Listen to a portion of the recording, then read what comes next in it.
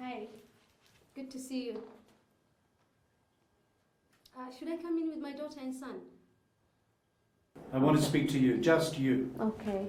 I'll answer you. So, I have a very simple question for you. Yes, sir.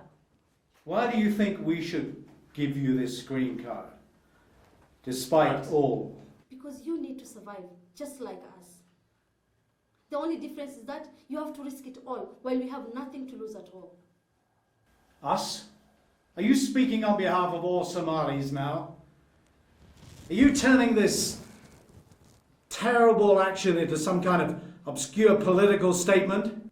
No, Mr. Smith, because I don't really care. They call us boofies, dreamers, highly paranoid people who are stuck between one world and another and who have nothing to lose. Cheating our own parents, cheating our own people, and we have nothing to lose at all.